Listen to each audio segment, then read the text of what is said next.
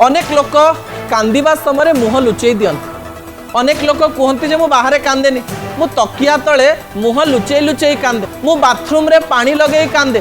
कांद देखा अनेक लोक लाज लगे।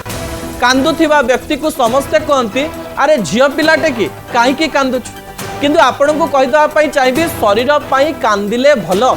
अनेक डाक्तर अनेक विशेषज्ञ कहते आपण जदि भो भो होई कांदी पारुचंती ताले आपणक शरीर रे चाप रहिबो नाही। या पछर वैज्ञानिक कारण मध्य मु आपणक निकटे रखिदेवा पाई चाहिए। अनेक चिंता रही। हठात जदि आपण को कांद लगुची, कांद को न लुचाई से इमोशन को बाहर करंतु। कांद को चापिले ता शरीर उपरे चाप पकाए। कांदी देवा फल आपणक शरीर थिबा वर्ज्यवस्तु तो आखिरु बाहरी जाए, ता सहित आपणकर चाप प्राय 70 रु 80% कमी जाए। दर्शक बंधु यह गवेषणा कहूँ।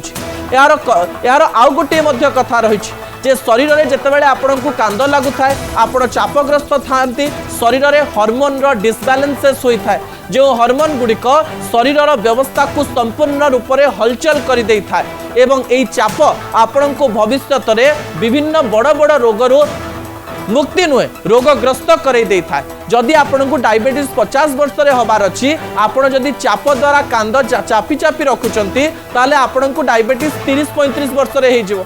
जदि आपणकर ब्लड प्रेशर 50 वर्ष पर बाहर थिबो ताले कांद को चापिले ता 30-35 रु 40 वर्ष रे बाहरी जीवो। भावंतु भविष्य में आपण को हार्ट अटैक हबार अच्छी, जदि हार्ट अटैक 60 वर्ष रे ही थांता, जदि आपणकर इमोशन गुड़ी को भावना को चापिबे तेबे आपण को 30-35-40 वर्ष रे अनेक प्रकार रोगर संभावना हो पारती। आपण जितेबाला चापग्रस्त थांती आपण देखिए जे आपणकर हाथ थरु थाई पारे, आपणकर मुंड सामान्य भारी भारी लागु थाई पारे, आपणकर पेट समस्या देखा जाउ थाई पारे। एही समय जदि आपण कांदी बाहर को बाहरी जिबे ताले आपण माने अनेक रोगरू बंची जिबे।